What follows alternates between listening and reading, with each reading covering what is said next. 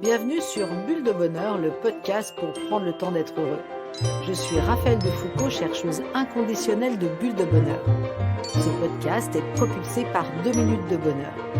Aujourd'hui, nous vous proposons notre numéro 141, Je ne peux pas plaire à tout le monde. Avant de commencer, je voudrais remercier Hélène pour son témoignage tellement authentique. Et elle nous dit: j'ai utilisé les cartes de 2 minutes ensemble la semaine passée avec un monsieur que j'accompagne à domicile. Il a la maladie à corps de Lévy et est en manque de mots. Les cartes lui ont permis d'exprimer à quel point il s'inquiète de son état, de sa santé, combien ses vœux pour l'avenir tournent autour de ce sujet. Petit à petit, avec les questions des cartes de 2 minutes ensemble, il a fini par me raconter qu'il avait été chercheur, notamment à l'Imperial College de Londres, où il a travaillé avec un prix Nobel de chimie, Geoffrey Wilkinson, avec qui il a pris une sacrée pinte. C'est juste incroyable qu'il ait pu me raconter tout ça. Merci pour les cartes de 2 minutes ensemble. Merci Hélène de ce témoignage tellement touchant. Oh là là, mais qu'est-ce que ça me chicote! Je ne peux pas décliner cette invitation à dîner, sinon il pourrait se dire que je ne suis vraiment pas fun. Je sais pourtant que je serais rincée après mon séminaire. Je prendrais sur moi. J'aurais pu donner mon opinion sur ce dossier lors de la réunion. En fait, je n'étais vraiment pas d'accord avec les points de vue exposés. Cependant, j'aurais eu l'air de quoi? De la mouche du coche? De celle qui veut toujours avoir le dernier mot? Personne n'aime ceux qui se croient au-dessus des autres. Même si je sais qu'on ne peut pas plaire à tout le monde, ça me chicote. Pourquoi est-ce que je ne parviens pas à me libérer du regard des autres? Comment puis-je mieux assumer de me montrer telle que je suis? L'enfer, c'est les autres, disait Sartre. Le grand philosophe existentialiste résume ici une vérité essentielle de la condition humaine: nous sommes en permanence exposés au jugement et au regard d'autrui. C'est un drame intérieur, parfois lourd, de ne jamais pouvoir s'extraire du regard des autres pour exercer une liberté pleine, une liberté libérée du «qu'en dira-t-on». En fait, tous les regards qui nous épient orientent directement nos pensées et nos actes. La honte en est souvent le moteur. C'est souvent parce que les autres remarquent ou même se moquent de ma chute que je sens le rouge me venir aux joues. C'est dans les yeux de l'autre que je perçois ma maladresse et la sanction de mon geste inattendu. La honte est un sentiment pour soi qui est pourtant révélé par autrui. Effectivement, nous sommes tous des êtres de relation. Comme nous l'avions décrit dans notre épisode 128 Je découvre les mécanismes primaires du cerveau, depuis les premiers hommes, l'homme est habitué à chercher la sécurité dans le groupe. Les premiers hommes cherchaient la protection du groupe en cas de danger et y voyaient l'espoir de leur survie. Est-ce que cela a véritablement changé? Après un grand bond dans le temps, plusieurs théories ont fait ressortir l'importance du lien social comme facteur indispensable au bonheur.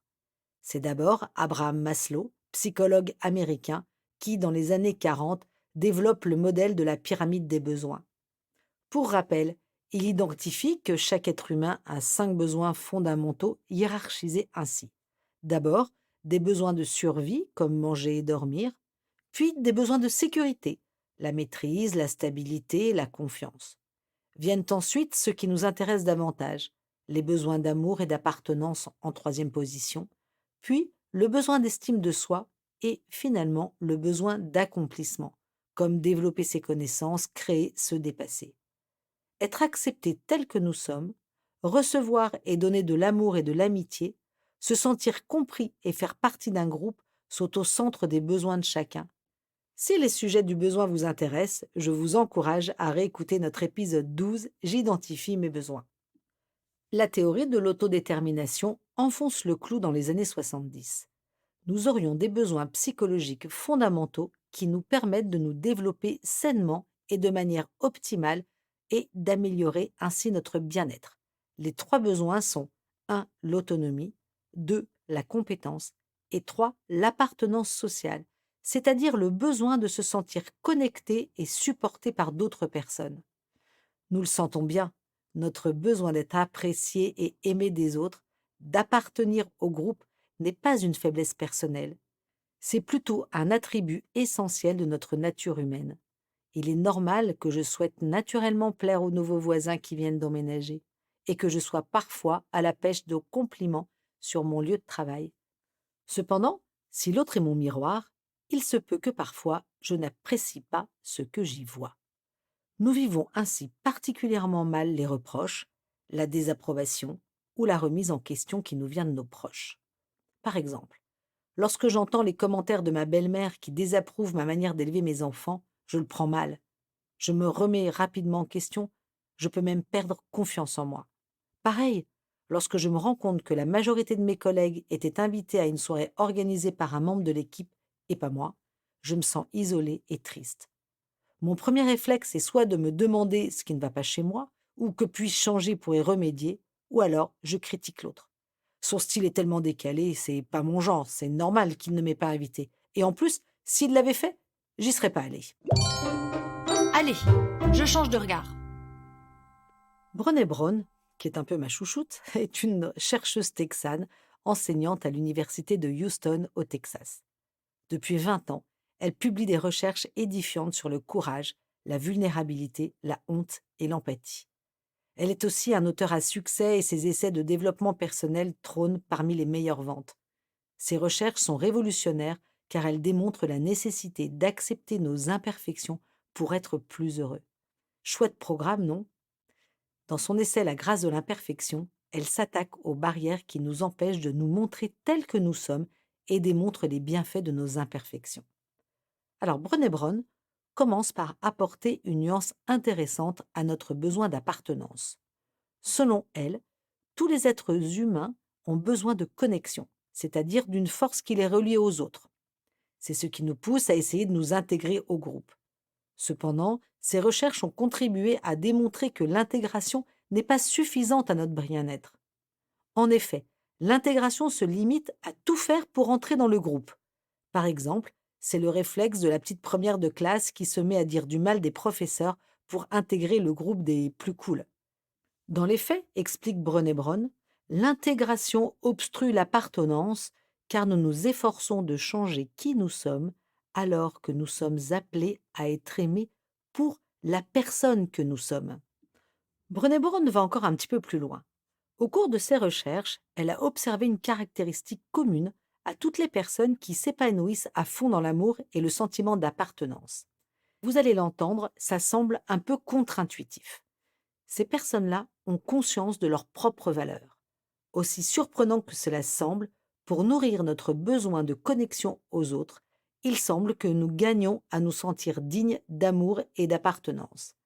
La dignité passe justement par le fait de croire en notre valeur personnelle sans attendre que cela vienne des autres et par le fait aussi d'arrêter de chercher à se changer pour plaire aux autres. Lorsque nous arrivons à mettre de côté le jugement des autres et la recherche de leur validation, nous lâchons prise et libérons notre énergie pour nous approprier notre propre personnalité et notre histoire personnelle. Je vous renvoie à notre podcast 129, le lâcher-prise. C'est comme si, subitement, nous laissions un peu de place à nous-mêmes au lieu de passer notre temps à essayer de gommer nos défauts et nos aspérités. Brené Brown, d'ailleurs, nous invite à arrêter de penser que nous serons dignes d'amour quand nous aurons perdu ces 5 kilos, quand nous serons devenus managers, quand nous serons des mères ou des amies parfaites, ou encore, ou quand nous aurons reçu la bénédiction de nos parents. Pour reprendre les mots exacts de Brené Brown, elle nous dit « Je suis digne maintenant, pas si, pas quand ». Alors, comment pratiquer l'amour de soi-même? Première idée, apprendre à se faire confiance. Pour ça, je vous renvoie à notre bulle de bonheur numéro 7. C'est aussi se regarder avec bienveillance et indulgence, comme je le ferais avec un ami. Donc, je vous renvoie pour ça à notre podcast 39, je pratique l'autocompassion. Une autre piste, ménager un discours intérieur tolérant et empathique. Un petit tour vers le 137, je cultive la bienveillance. Et se traiter aussi avec respect. Et oui, nous le savons, nous sommes souvent plus durs avec nous-mêmes qu'avec les autres. Je pense à une personne qui me racontait qu'elle s'était engueulée avec un de ses collègues et elle a surréagi. Aujourd'hui, elle s'en veut, sa petite voix intérieure rumine et se rappelle combien elle a été nulle. Cependant, si elle prend le temps de creuser sa réaction, elle réalise qu'en ce moment, elle est un peu débordée et qu'elle est fatiguée, alors ce petit grain de sable, ça a juste fait trop. En explorant l'inconfort qu'elle ressent et en revisitant cet épisode, elle comprend mieux et elle peut aller chercher des ressources qui correspondent à ses besoins insatisfaits. Et elle vous recommande d'aller écouter 2 épisodes sur ce sujet, le 83 J'arrête de ruminer et le 140 sur l'intelligence émotionnelle. Alors, une fois dit ça, tout semble très simple. Je vais m'aimer davantage et les autres vont suivre et tout va bien aller. Et cependant, il reste souvent quelques blocages qui peuvent gêner notre route. Alors, Brené Brown y a travaillé, évidemment, et elle a notamment découvert que pour nous sentir dignes, nous devions accepter de faire face à ce qui nous fait honte et accueillir notre vulnérabilité. Je ne vais pas revenir sur la vulnérabilité parce que nous en avons parlé longuement dans notre épisode 49. Par contre, parlons de la honte. Pas commun ce sujet de la honte. Et pourtant, la honte est précisément ce sentiment qui nous submerge quand nous ne nous sentons pas assez, quand nous avons l'impression de devoir lutter pour obtenir la validation extérieure de notre valeur personnelle. Par exemple, si je veux prouver aux autres que je suis quelqu'un de bien car je suis engagée au service de tous, toujours présente pour mes amis, œuvrant pour ma communauté et aux petits soins pour mon mari et mes enfants, je ne peux plus dire non, parce que, alors, que vont penser tous ces gens qui ont toujours appris à compter sur moi? Ils vont certainement m'en vouloir et j'aurai tellement honte. Comment retrouver alors son authenticité? Commençons d'abord par déconstruire la honte. Première chose, la honte est universelle. Tout le monde passe par là. C'est une émotion primaire à laquelle sont exposés tous ceux qui souhaitent se connecter aux autres. Deuxième chose, nous avons tous peur de parler de la honte. Et troisième chose, plus nous cachons la honte sous le tapis, plus elle nous piège et prend la télécommande de nos vies. La honte est par essence une émotion de la relation.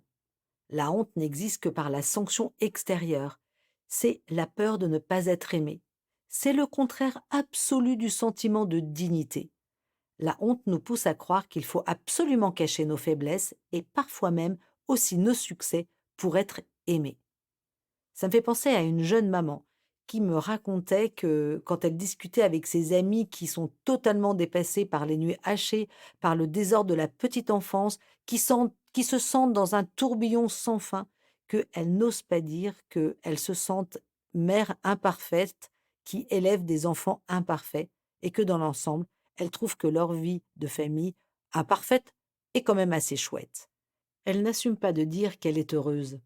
Elle se demande que vont penser ses amis, qu'elle se la pète, qu'elle se croit au-dessus, qu'elle les méprise, et puis finalement que peut-être qu'elle cache des problèmes pour embellir son image. Une chose est sûre, c'est que la honte exprime notre peur profonde de l'échec, la crainte qu'une seule erreur, un manquement, nous définisse à jamais et nous colle définitivement à la peau. Mais qu'avons-nous comme réaction face à la honte? On va s'attarder là sur les travaux de Linda Hartling, une chercheuse américaine qui est spécialisée dans l'étude de la dignité humaine et des mécanismes de l'humiliation. Et donc elle s'est penchée sur les réactions à la honte. Et en fait, elle définit 3 réactions. La première, c'est l'évitement, se cacher, se taire. La deuxième, c'est la complaisance, c'est s'efforcer encore plus fort de plaire. Donc c'est vraiment se surinvestir. Et la troisième, c'est l'affrontement, l'agression frontale, œil pour œil, dent pour dent. La plupart d'entre nous utilisons ces stratégies sans savoir qu'elles sont totalement contre-productives, car elles laissent encore plus d'espace à la honte. Ces attitudes donnent à la honte encore plus de contrôle sur notre vie. Sachez une chose, la honte a besoin de 3 choses pour grandir, de 3 choses pour prendre encore plus d'espace dans nos vies. C'est le secret, le silence et le jugement. Comment faire pour nous libérer de la honte? Brené Brown nous conseille d'appuyer là où ça fait mal. Aïe aïe aïe, c'est-à-dire de reconnaître et de creuser notre honte pour comprendre ce qu'elle nous dit et progresser sur le chemin de la dignité personnelle. Au cours de ses recherches, elle a pu établir 4 caractéristiques des personnes les plus résilientes à la honte. Alors, ce sont des personnes qui reconnaissent qu'elles ont honte et qui savent identifier les déclencheurs.